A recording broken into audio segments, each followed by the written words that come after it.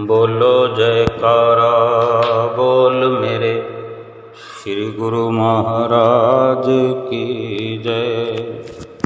सभी गुरुमुख प्रेमियों से सप्रेम जय सच्चिदानंद। आज इंसान का दुख कितना बड़ा हुआ है, बढ़ता ही जा रहा है। दिन दूनी रात चौगुनी तरक्की कर रहा है। दुख की तरक्की हो रही है, दुख में वृद्धि हो रही है।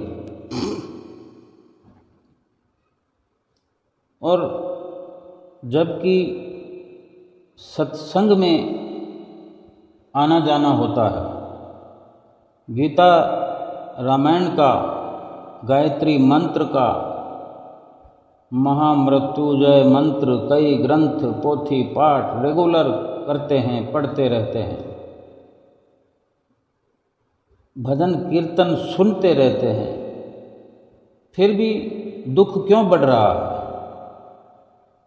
नाम भी लिया है, नामी भी बन गए हैं। नाम तो लिया पर फिर सिमरन कौन करे?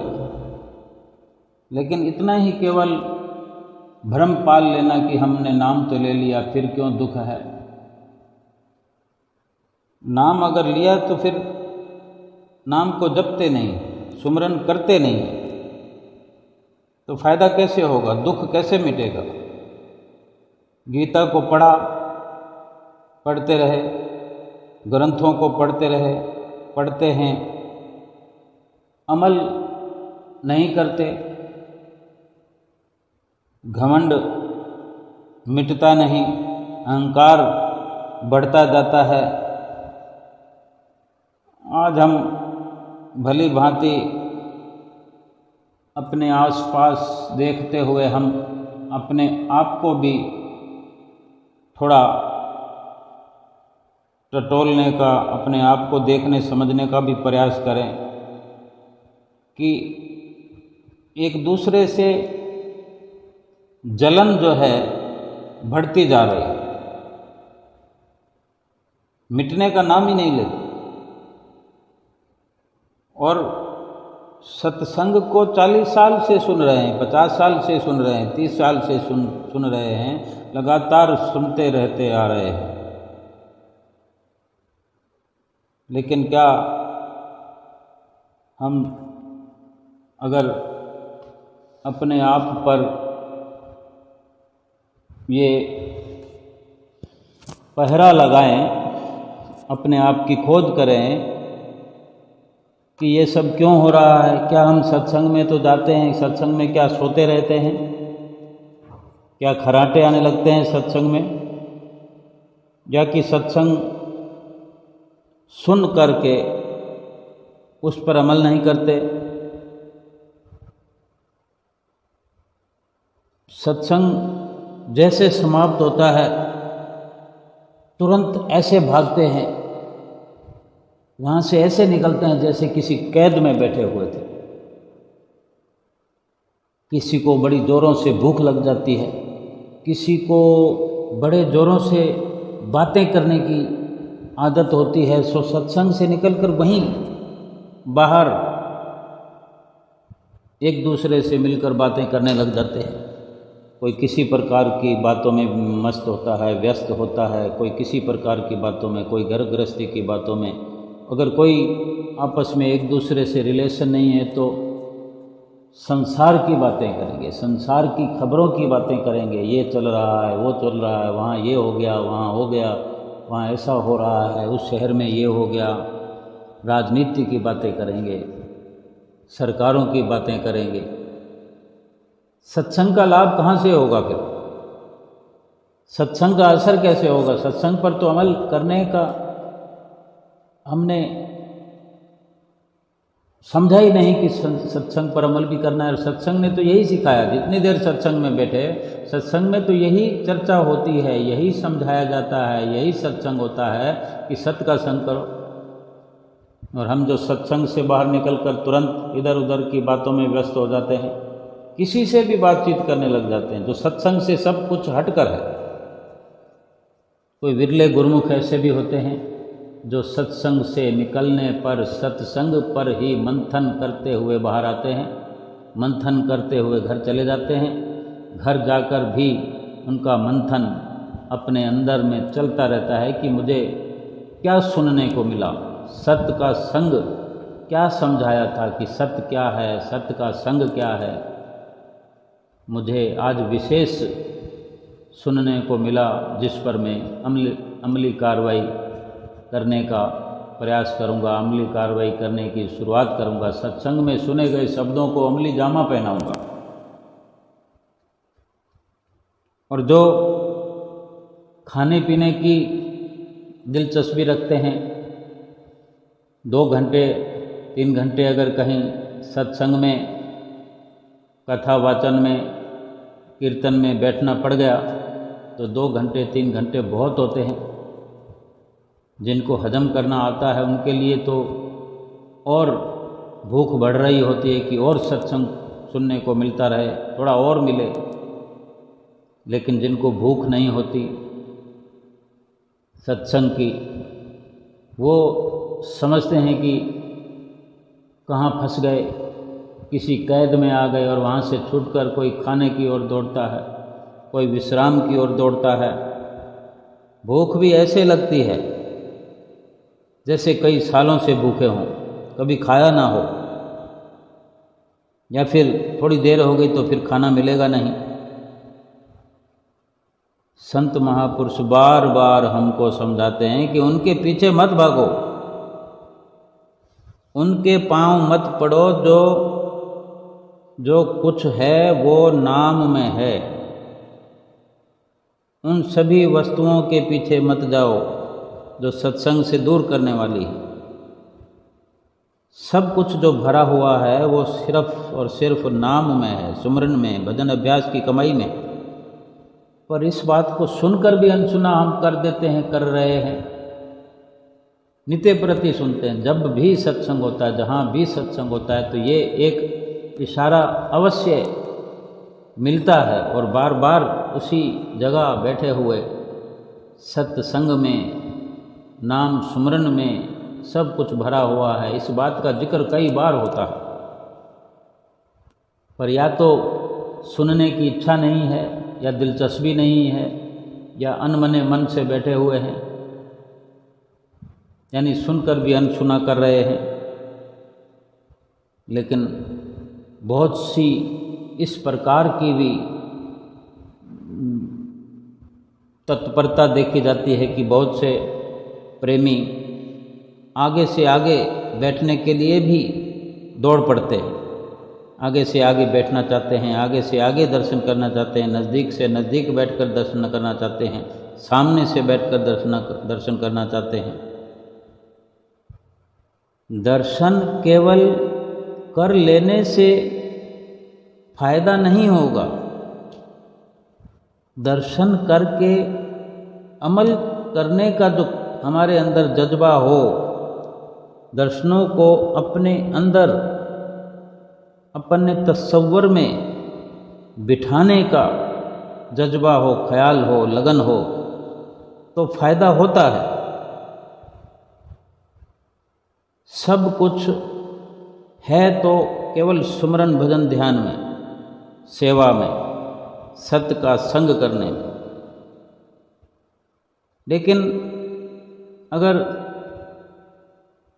गुरमुख होकर, नामदानी होकर सत्संग में या सत्संग के बाहर या सत्संग से पहले इस तरह की कलह कल्पनाओं में, इस तरह की वार्ता में चलते चलते सत्संग में बैठेंगे, इधर उधर की निंदा चुगली, बहू बेटियों की गिला, आस पड़ोस की निंदा, सास बहू की निंदा चुगली, ये सब करते हुए अगर सत्संग में जाएंगे तो सत्संग में लाभ कैसे मिलेगा? सत्संग में बैठकर भी फिर उसी प्रकार का चिंतन होता रहेगा कि जिसको हम करते हुए, जिन बातों को करते हुए सत्संग में पहुंचते हैं, सत्संग में वही हमारे दिलो दिमाग में अधिक घूमता रहता है। सत्संग के बाद भी अगर यही सब करते हुए निकलेंगे तो वही उसी में सुरती फंसी रहेगी। सत्संग का लाभ कब उठाएंगे? अगर सत्संग में जाने का ख्याल हुआ, इरादा हुआ, सत्संग पहुँचे भी सही, सत्संग पहुँचना है तो पहले से अपने अंदर जो विचार हैं सत्संग वाले बनाने चाहिए कि मैं सत्संग जा रहा हूँ, सत्संग जाऊँगा, मुझे सत्संग जाना है। 2 दिन पहले से, 3 दिन पहले से, या साप्ताहिक प्रोग्राम होता है कि रविवार हमको सत्संग जाना है, तो रविवार जैसे सत्संग से निकलते हैं, सत्संग की समाप्ति पर अमली कार्रवाई शुरू हो जाए और साथ साथ में ये ख्याल लगा रहे, ये ख्याल बना रहे कि फिर रविवार 7 दिन के बाद आएगा, 7 दिन के बाद फिर इसी सत्संग स्थल पर आना है, संतों महापुरुषों की नज़दीकी में आना है, संतों महापुरुषों की वाणियों को फिर सुनने का सौभाग्य मिलेगा। तब तक ये खोज हम करते हैं कि जो हमने सुना उस पर कैसे अमल किया जाए, कैसे अमल करने का तरीका हमको बताया गया, क्या क्या समझाया गया। सब कार्यवाही सांसारिक तौर पर करते हुए सत्संग पर भी अमल करने का प्रयास शुरू करने पर लाभ होता है। सिमरन भजन हम करेंगे नहीं। जब जब भजन अभ्यास करने का समय होता है या हमको करना है, ये हमने मान भी लिया हो, लेकिन वो समय कभी आया ही नहीं 24 घंटे में। हम यूं सोचते रहेंगे कि अभी नहीं, थोड़ी देर बाद कर लेंगे, 1 घंटे बाद कर लेंगे, ये काम ख़त्म करके फिर कर लेंगे। इस प्रकार सुबह से दोपहर हो जाएगी, दोपहर से फिर शाम हो जाएगी, शाम से फिर रात हो जाएगी, फिर रात को सो जाएंगे, फिर सुबह हो जाएगी। यानी कहते रहेंगे,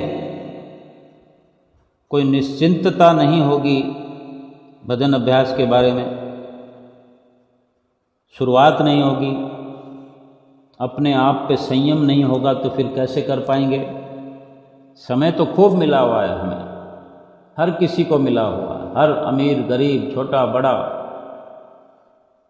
कोई ऊंच नीच कहीं भी सिमरन भजन अभ्यास के लिए कुछ भी अंतर नहीं है। सब के सब आत्माएं एक समान हैं, एक ही प्रकार से सबको ये करना ही है। लेकिन जब सिमरन भजन अभ्यास के लिए मूड ही नहीं बनता, ख्याल पुख्ता नहीं होता कि मैं अभी बैठ जाऊं, मन को अभ्यास में लगाते ही नहीं, लगाते हैं तो फिर कहते हैं मन नहीं लगता, थोड़ी देर में छोड़ दिया। अगर मोबाइल में या टीवी में या थिएटर में 3-3 घंटे की फिल्म को देखने के लिए एकटक बैठे रहते हैं। कहीं पार्टियां हों, पिकनिक हो या कोई फंक्शन किसी भी प्रकार का हो, 3-3 घंटे 5-5 घंटे सारा दिन का प्रोग्राम होता है। विवाह शादी में थक जाते हैं, अपने आप को थका देते हैं, कुछ मिलना मिलाना नहीं होता, उसको अटेंड करने में थक जाते हैं। लेकिन जरूरी समझकर उसको अटेंड करते हैं, अपना समय वहाँ पर खर्च करते हैं, फिक्स समय पर पहुँचते हैं, जिस दिन बुलाया जाता है उसी दिन पहुँचते हैं। उस प्रोग्राम में जितने बजे प्रोग्राम होने वाला है समय पर पहुँचते हैं। नहीं तो सोचते हैं कि इज्जत का सवाल है, अपमान हो जाएगा, मान सम्मान की बात है। और जो 2 घंटे 3 घंटे भजन अभ्यास की अगर बात हो तो फिर हम नहीं समझते कि इज्जत की बात है, इज्जत का सवाल है, मर्यादा की बात है। क्योंकि कोई समय तो ऐसा आएगा जब पूछा जाएगा कि भजन अभ्यास कितना किया। जब भजन अभ्यास के नंबर देखे जाएंगे कि जीवन भर में कितना भजन अभ्यास हुआ, कितना सत्य का संग हुआ, या सारा दिन झूठ के ही सहारे खड़े रहे, सारा दिन महीने साल गुजर जाएंगे, पूरी उम्र व्यतीत हो जाएगी झूठ का सहारा लेकर चलते हुए, झूठ के सहारे रहते हुए। फिर क्या इज्जत नहीं जाएगी? वो इज्जत का सवाल नहीं होगा। और जहाँ पर इतनी बड़ी बाजी हम हार कर जाएंगे, सत्य को छोड़कर झूठ के सहारे चलते हुए, झूठे कर्म करते हुए, पाप कर्म करते हुए, सब छोड़ जाने वाले सामानों के पीछे अपने श्वासों को लुटाकर, अपने जीवन को लुटाकर, बाजी को हार कर अगर हम चले जाएंगे, फिर कौन इज्जत करेगा दरगाह में? दरगाह में कौन पूछेगा हमें? इतने इतने घंटे हम यूं ही नष्ट कर देते हैं। जो काम काज शरीर के लिए किया जाता है, शरीर के लिए लालन पालन के लिए जो व्यवस्था की जाती है, रुपया पैसा कमाया जाता है, उसके लिए कोई मना नहीं। संत महापुरुष मना नहीं करते, ग्रंथों में शास्त्रों में कहीं जिक्र नहीं है। लेकिन क्या 24 घंटे शरीर के लिए ही लगे रहें? आत्मा के लिए विचार ही नहीं करना? बड़े बड़े महल बनाता है इंसान, व्यस्त रहता है, उसको बनाने में जीवन भर की कमाई पूंजी लगा देता है। बनने के बाद बहुत सारा रुपया जो है देना बाकी होता है, यानी ज़रूरत से ज़्यादा लगा दिया, एडवांस में लगा दिया, फिर कमाई करके चुकत करना होता है। उसी चुनौती को लिए हुए पहले एकत्र करते रहे और फिर जब महल को बनाया, बिल्डिंग को बनाया, बड़ा बजट कर लेने के कारण उधार ले लिया गया, फिर उस उधार को चुकता करने में कई समय लग जाते हैं। लेकिन ये जो शरीर रूपी बिल्डिंग है, इसमें भी इस शरीर का असली मालिक रहता है। उस मालिक के लिए विचार हम नहीं करते। उस मालिक के लिए जो अंदर का ठिकाना है, जहाँ पर वो मालिक जीवात्मा विराजमान है, उसको क्या तकलीफ है? ये शरीर जो है जीवात्मा का मकान है, ये शरीर धीरे धीरे कमज़ोर होता चला जाता है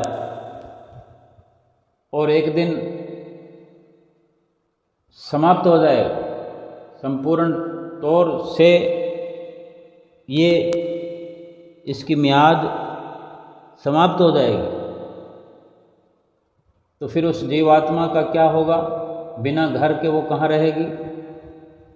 यानी इस शरीर को रखने के लिए जो मकान हम बनाते हैं, अच्छे से अच्छा बनाते हैं कि 100 साल तक मियाद हो, 500 साल तक मियाद हो, उसकी बढ़िया से बढ़िया ईंट, गारा, सीमेंट अधिक से अधिक लगाते हैं, बढ़िया बढ़िया मार्बल लगाते हैं, कितना सुंदर बनाते हैं कि शरीर को तकलीफ़ ना हो।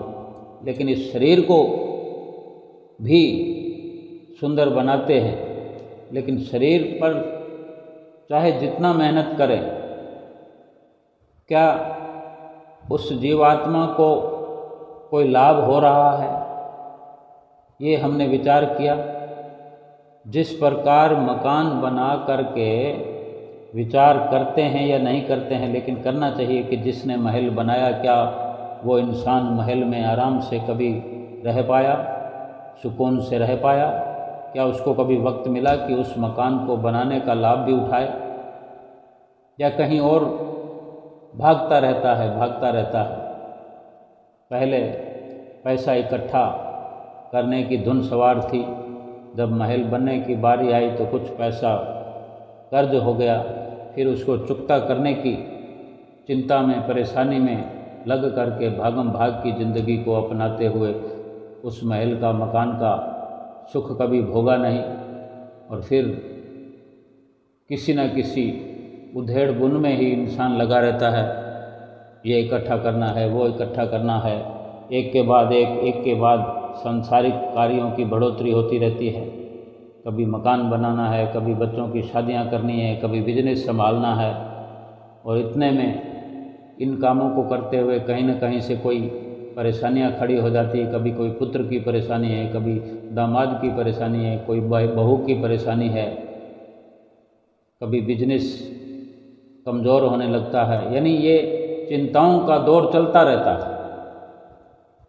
इतनी चिंताओं में रहते हुए अगर थोड़ी चिंता जीवात्मा की भी की जाए तो कोई फर्क नहीं पड़ता। महापुरुष तो यही फरमाते हैं कि जीवात्मा की पूर्ण तौर पर चिंता करते हुए भगवान का चिंतन करना चाहिए, आत्मा को चिंतन में लगाना चाहिए, अपनी सुरती को, अपने तस्वर को, मन को भगवान के नाम में जोड़ करके रखना चाहिए। मकान भी बनाते रहें, महल भी बनाते रहें, कर्ज नहीं होना चाहिए। क्यों कि जो मेहनत की है उसी दायरे में सुविधा अपने लिए बनाएं, फिर उस सुविधा, उस आराम को भोगते हुए आगे का कदम बढ़ाएं। कुछ ठहराव अपने मन में लाएं, अपने अंतःकरण में कुछ ठहराव होता हुआ लाभ की तरफ ले जाए। जीवात्मा की चिंता करते हुए भगवान नाम में लग करके जीवात्मा जो इस शरीर में जाने कब से है इंतज़ार में कि कम से कम इस मनुष्य जीवन में तो मुझे लाभ हो जाएगा, परमात्मा से मिलने का अवसर मिल पाएगा।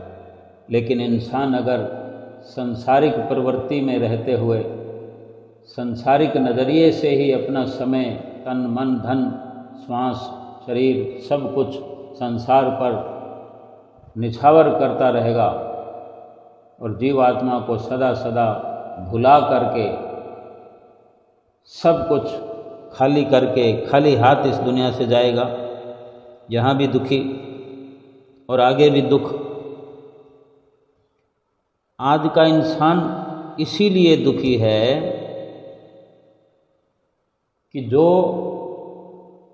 हिसाब हमको करना चाहिए जीवात्मा का ख्याल करते हुए वो हम नहीं कर रहे, और जो हिसाब हम कर रहे हैं, लगा रहे हैं, घर के खर्चों का हिसाब लगा रहे हैं, घर बनाने की चिंता कर रहे हैं, परिवार बनाने की चिंता कर रहे हैं, रुपया पैसा बैलेंस, कोई शादी आने वाली है, 10 साल के बाद शादी है तो अभी हमें चिंता है, 20 साल के बाद शादी करनी है बच्चों को बड़ा करते हुए, तो वो सब चिंता है। सारी चिंता जो है वो झूठे पदार्थों की, मायावी रिश्तों की, झूठे संसार के अंदर लग करके हम झूठ के साथ लगे रहते हैं, झूठ का ही सहारा बनाए रहते हैं और झूठे सहारों के पीछे ही भागते फिरते हैं। जो जीवात्मा जन्म जन्मांतरों से दुखी है, परेशान है, मनुष्य जीवन में भी उसे सुख और चैन की प्राप्ति हम नहीं होने देते। हम चाह कर भी वो कार्य करते नहीं हैं, कर सकते हैं लेकिन करते नहीं हैं। बार बार गफलत करते हुए एक एक दिन करके सब जीवन को नष्ट कर देते हैं, सारा जीवन व्यतीत कर देते हैं, कुर्बान कर देते हैं झूठे संसार पर। और फिर नतीजा क्या होता है? फिर से वही 84 लाख योनियाँ, दर दर की ठोकरें। अगर हम चाहते हैं तो आज की आज ही हम शांति को प्राप्त कर सकते हैं, सुख को प्राप्त कर सकते हैं, आत्मिक सुख प्राप्त कर सकते हैं। जो सतगुरु को याद करने मात्र से, सतगुरु की जो हिदायतें हैं, जो उनकी समझाइशें हैं, हमें जो चिताया है, चिताते रहते हैं, हमें जीवन का लाभ समझाते हैं, जीवन का नफ़ा नुकसान समझाते हैं, उनको समझने का प्रयास करें। उनमें अपनी सुरती को लगा करके,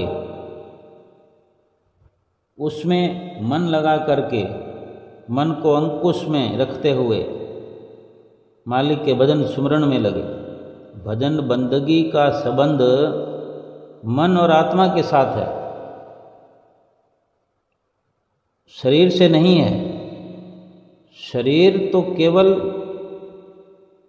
मुहैया कराया गया है, कुदरत की तरफ से ये रचना रचाई गई है, मालिक की तरफ से ये दया हुई है कि इस मनुष्य शरीर में मन और आत्मा को विजय दिलाई जा सकती है।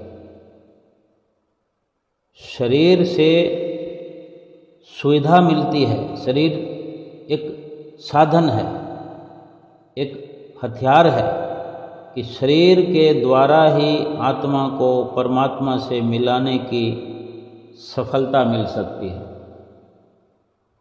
शरीर तो पहले हम बहुत प्राप्त करके आए हैं, लेकिन उन शरीरों में वो साधन बनकर आत्मा को परमात्मा से मिलाने का यत्न नहीं किया जा सकता। उन शरीरों में वो शक्ति नहीं, वो ताकत नहीं। आत्मा को परमात्मा से मिलाने की जो शक्ति है वो मनुष्य शरीर के अंदर है, वो विशेषता मनुष्य शरीर में है। तो मनुष्य शरीर जबकि मिला हुआ है तो फिर ये शौक़ पैदा होना चाहिए अपने अंदर, ये लगन होनी चाहिए कि हमें वो मौका मिल गया है। किसी वस्तु की हमें अगर तलाश हो, वो वस्तु मिल जाए, किसी रिश्ते की तलाश हो वो मिल जाए, किसी धन की तलाश हो वो मिल जाए, जैसे किसी को मकान की तलाश होती है, मकान मिल जाता है, सारी व्यवस्था हो जाती है तो उस मकान में रहकर कितनी खुशी होती है। किसी को नौकरी की तलाश हो, ज़रूरत हो, वो मिल जाए तो कितनी खुशी होती है। तो मनुष्य शरीर की भी तलाश थी, जीवात्मा को तलाश थी, इस जीव को तलाश थी। तो मनुष्य शरीर मिल गया तो तलाश पूरी हुई, तो हमें खुशी होनी चाहिए। हमने कब खुशी मनाई? हमने कब इस बात की खुशी मनाई? कब खुशी हुई हमें कि मनुष्य जीवन दुर्लभ है, बार बार नहीं मिलता, मनुष्य जीवन एक अनमोल रतन है। कब इस प्रकार से हमने सोच विचार किया? और अगर किया होता तो संसारिक कामों में रात और दिन नहीं उलझे हुए होते, और संसारिक कार्यों में उलझ उलझ कर रात और दिन दुखी नहीं हो रहे होते। अपने लक्ष्य को हासिल कर लिया होता, अपने लक्ष्य को हासिल करने के रास्ते पर चल पड़े होते। और जो अपने लक्ष्य पर चल रहे हैं, जो अनन्य गुरमुख अपने जीवन के मकसद को पाने के लिए चल पड़े हैं, जिन्होंने जीवात्मा की चिंता करते हुए, जीवात्मा का ख्याल करते हुए, जीवात्मा को परमात्मा से मिलाने का यत्न शुरू कर दिया है, उनसे पूछा जाए तो वो दुखी नहीं है, वो दुखी हो नहीं सकते, उन्हें कोई दुखी कर नहीं सकता। क्यों? कि उन्होंने रास्ता जो है सुखों वाला रास्ता प्राप्त कर लिया है, सुखों वाले रास्ते पे चल पड़ा है। और सुख देने वाले स्वयं वक़्त के संत महापुरुष सतगुरुदेव भगवान, जिनसे उनको नाम की बख्शिश भी मिली हुई है, उनकी चरण शरण मिली हुई है, और नित्य प्रति हर प्रकार से उसको सुखी होने के लिए रास्ता बताते रहते हैं संत सतगुरु। कितना आनंदमयी वो रास्ता है, आत्मिक सुख वाला। शरीर से केवल काम करते रहना है, लेकिन मन को केवल सत्संग में, भजन बंदगी में लगाने का ही प्रयास करना चाहिए। संसारिक कार्य को सफलता दिलाने के लिए, संसारिक कार्यों में सफल होने के लिए मन की ज़रूरत है, लेकिन दिल की गहराइयों से पूर्ण तौर पर मन को निछावर नहीं करना।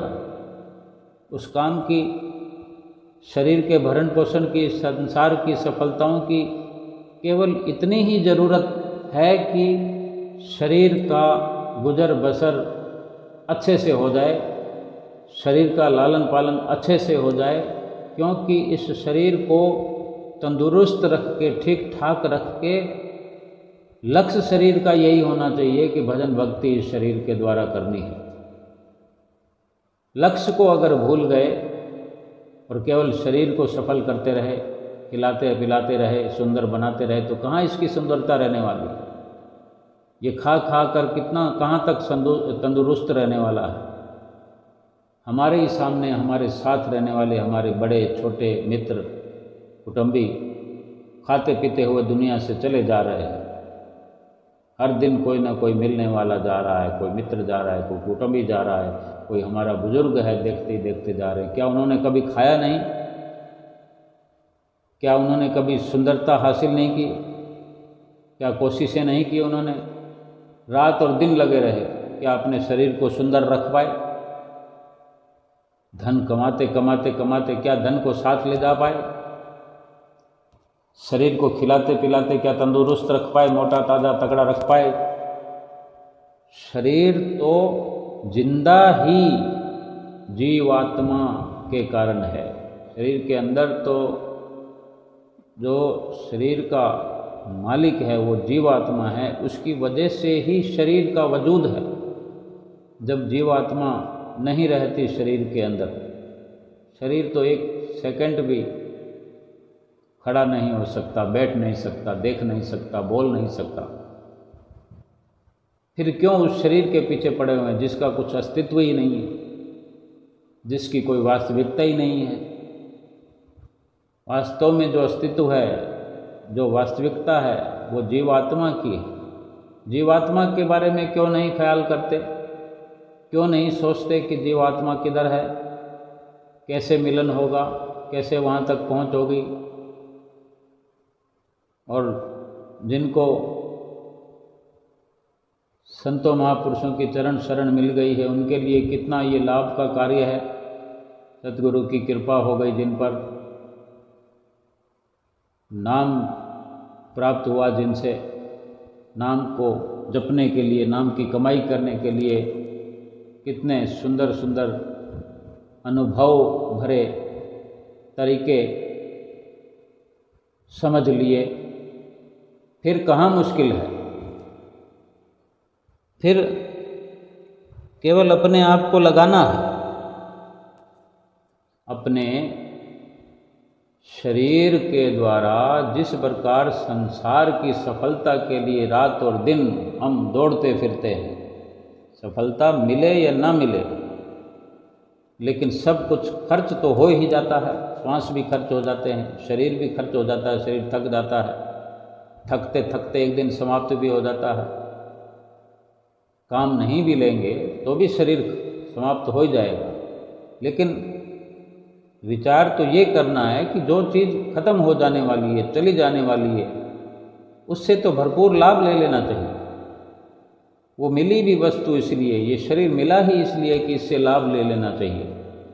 ये मांग हमने की भी इसीलिए थी कि मनुष्य शरीर मिले ताकि हम अपने जीवात्मा को हमेशा हमेशा के लिए सुखी करें। क्यों फिर उसको भूल करके, भूल में रह करके, लापरवाही में रहकर, आलस्य प्रमाद में रह करके केवल उसी कार्य को भुला दिया जो जरूरी था, बाकी सब में तो लगे हुए। श्वास तो खर्च हो रहे हैं, चाहे माया में खर्च करेंगे, संसार में खर्च करेंगे, या फिर भक्ति में या जीवात्मा के लिए खर्च करेंगे, तो खर्च तो हो रहे हैं। तो क्यों ना फिर रहने वाली वस्तु से प्यार किया जाए, जो भगवान का नाम है, रहने वाला है। जीवात्मा जो है रहने वाली है। नाम की कमाई, भजन की कमाई, भजन अभ्यास करते हुए जो भजन करने से भक्ति प्राप्त होती है, सतगुरु का प्यार मिलता है, भगवान की प्रसन्नता मिलती है, इन्हीं चीज़ों से प्यार क्यों नहीं करना चाहिए? इन्हीं के लिए क्यों श्वास खर्च न किए जाएं? अच्छी प्रकार से सोच समझ करके उन्हीं कार्यों में चित्त लगाना चाहिए जो जीवात्मा के काम आए, जो इस लोक में जाते हुए परलोक में काम आए, साथ दे, हमारे साथ जाए। जो हमारे साथ जाए वही वस्तु एकत्र करना चाहिए, उसी वस्तु के लिए रात और दिन चिंतन करना चाहिए। संसार के काम के लिए रात और दिन लगे रहने पर भी थोड़ा समय हम जीवात्मा के लिए नहीं निकालते, भजन बंदगी के लिए नहीं निकालते, इसीलिए दुखी बने हुए। संतों महापुरुषों के वचनों के अनुसार जितना समय हमें भजन बंदगी के लिए निर्धारित करते हैं, बताते हैं, हम गुरुमुखों को नित्य प्रति बताया जाता है कि 2 घंटे भजन अभ्यास तो अवश्य करना है। और 5 नियमों की पालना। ये कोई बहुत अधिक समय नहीं है। हम अपने मन के कहने पर लग के जाने सारे के सारे 24 घंटे हम लुटा देते हैं, लेकिन जीव आत्मा के लिए क्यों नहीं विचारते, क्यों नहीं सोचते? जीव आत्मा के लिए अगर नहीं सोचेंगे, विचार नहीं करेंगे तो फिर नरकगामी बनना पड़ेगा, नरकों का अधिकारी बनना पड़ेगा, नरकों में जाना पड़ेगा। बार बार शरीर मिलते रहेंगे, लेकिन क्या ऐसा मनुष्य जीवन बार बार मिलेगा? एक ही बार मिला है, तभी इतनी चिंता करने की ज़रूरत है इस बात की कि जीवात्मा का काम अभी अधूरा है। तभी तो संत महापुरुष बार बार इसी बात पर जोर देते हैं, हमें समझाते हैं। क्यों नहीं हमको समझ आती है? इस बात का मंथन अपने अंदर हमको करना चाहिए कि जीवात्मा अजर अमर होते हुए भी इतनी कमज़ोर, दुर्बल, असहाय होती चली जा रही है। जो स्वयं अपने आप में शक्ति, भरपूर शक्ति लिए हुए है जीवात्मा, लेकिन उसकी शक्ति को ढक दिया है इस जीव ने, इस शरीर के द्वारा मलिन कर्म करके, पाप कर्म करके मिट्टी डाल रखी है, उसको दबा रखा है, उसको कमज़ोर कर दिया, उसको खुराक नहीं मिल रही।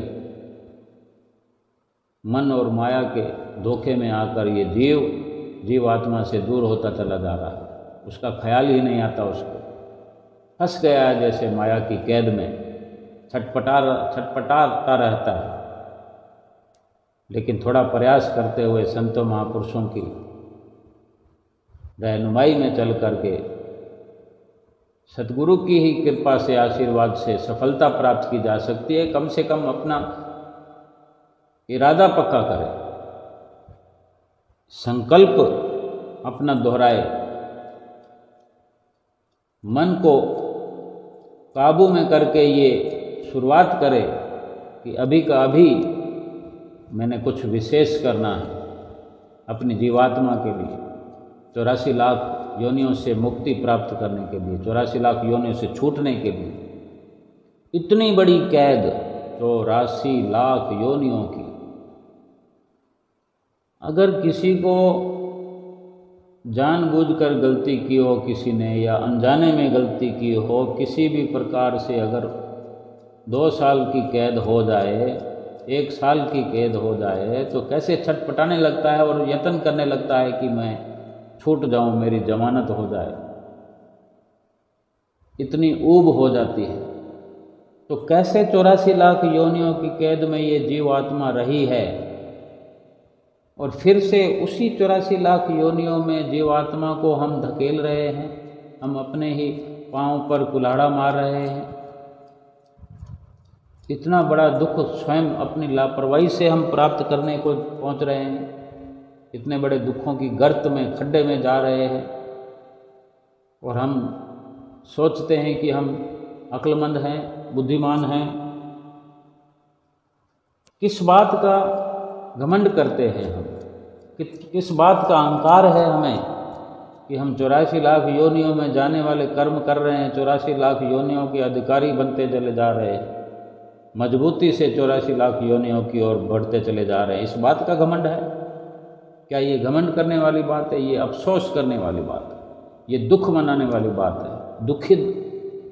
दुखित होने की ज़रूरत है। ये बहुत बड़ी दुखद अवस्था हम अपने नज़दीक ला रहे हैं। आज ही हम अगर अपने संकल्प को इस प्रकार से दोहराएं, अपने मन को तटस्थ करते हुए कि हमने जीवात्मा का उद्धार करना ही करना है, अभी का अभी, अभी इसी पल से हमने शुरुआत करनी है। हमने अपने कर्मों का जो कांटा है वो बदल देना है कि पहले मायावी बनकर कर्म करते थे, मन के कहने में लगकर कर्म करते थे, केवल संसारिक कर्म करते थे, शरीर के लिए सुविधा करते थे, व्यवस्था करते थे। आज से, अभी से हम जीवात्मा के लिए शुरुआत कर रहे हैं। ये संकल्प दोहराने की ज़रूरत है। मन में ये संकल्प पक्का करने की, दृढ़ करने की ज़रूरत है कि अभी का अभी से हम शुरू करेंगे। इस पल में शुरुआत कर दो, क्या पता अगला पल ना मिले। इस पल में अगर शुरुआत हो गई दृढ़ निश्चय के साथ, श्रद्धा के साथ, अगर दूसरा पल जीवन में न भी आया तो अगले जन्म में यहीं से फिर शुरुआत करने का अवसर मिलेगा। 84 लाख योनियों में जाने से बच जाएंगे अगर दृढ़ निश्चय, सत्यता पर अडिग होकर चलने का और जीवात्मा को परमात्मा से मिलाने का इसी पल संकल्प कर लिया और शुरुआत कर दी, भजन सुमरण की शुरुआत कर दी। शुरुआत ही करनी है, सोचना नहीं है कि मैं कर लूँगा, कल कर लूँगा, परसों कर लूँगा, 1 तारीख से कर लूँगा। अपने विचारधारा को सकारात्मक बनाना। हम माया के प्रति सजग हैं, माया के प्रति समर्पित हैं, उसको प्राप्त करने के लिए जगे हुए हैं रात और दिन। अगर आधी रात कोई हमारे पास किसी का फ़ोन आ जाए, ग्राहक का फ़ोन आ जाए, हमारी परचून की दुकान है, आधी रात को फ़ोन आ जाए तो हम हिसाब किताब लगा देते हैं कि कितने वाला ग्राहक है। अगर हमको नींद में से उठा रहा है तो कितनी कमाई करवाएगा, कितनी खरीदी करेगा हमसे, कितना सामान खरीदने वाला है, कितना प्रॉफिट होगा। हम उठ करके दुकान खोल करके सामान दे देते। भजन भक्ति के लिए जहाँ से भक्ति का धन मिलता है, लाभ ही लाभ मिलता है। सोचने की भी जरूरत नहीं है, दुकान खोलने की भी जरूरत नहीं। वो दुकान खुली खुलाई है। हमने उस दुकान को, जो भजन भक्ति की दुकान है हमारे अंदर में, जीवात्मा जहाँ पर भक्ति का स्रोत है, वो अजर अमर आत्मा है, उसको हमने ढक दिया है। उस दुकान को ऐसा ताला लगा दिया है कि खुलने ही ना पाए। हम खोलना ही नहीं चाहते, भजन सुमरन करना ही नहीं चाहते।